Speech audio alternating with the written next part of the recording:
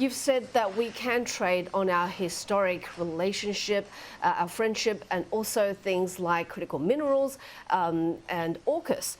But those are long-term things, and we know how much Trump likes, short-term voter support. So isn't beef or agriculture a better political carrot to get more for our bargaining chip?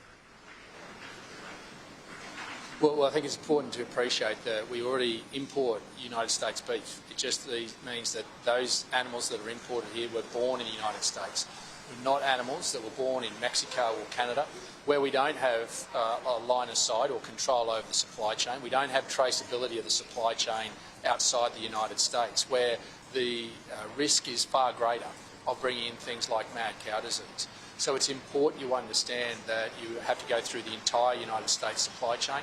We've already got a free trade agreement with the United States. We've honoured that. We're not the ones imposing tariffs. It's President Trump that's broken those agreements and the rules-based order.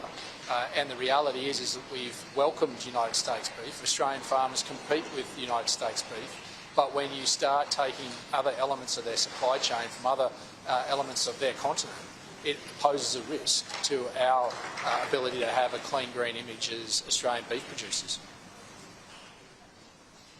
Now, Prime Minister Anthony Albanese has said that US imports of beef will not be allowed unless it could be done safely, the animals born in Mexico and Canada that you talk about.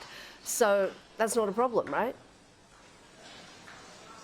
Well, when you see reports from the department saying that that is one of the tools in which President Trump was going to be offered, there needs to be certainty. The Prime Minister needs to rule it out immediately. He needs to make sure that he's very clear with Australian producers that our biosecurity standards will not be reduced, and that in fact we'll look to have, if we want to get imports that originated from Mexico or Canada, that there's some traceability on it, like Australian producers have. I don't think Australian producers are asking for anything unfair here. They're just trying to protect their production systems, making sure that they can not only feed Australians but feed the world. And the Prime Minister and his department, who are mooting these things, need to be very, very clear with Australian beef producers that it's not on the table and it won't be on the table at all. But when you start getting these reports, you don't start seeing these reports unless there's smoke. And when there's smoke, there's fire. David, if we do get higher US beef imports, how much are we talking about, and what's that going to do to the market? Security issues aside. Oh, look, we're already getting.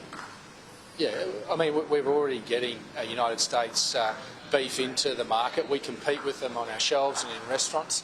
Overwhelmingly, Australian consumers look for Australian beef, and I think we've done a good job in being able to market, even into geographical regions, our own beef here. So we don't fear the fact of us competing with the US beef that's already coming into Australian markets.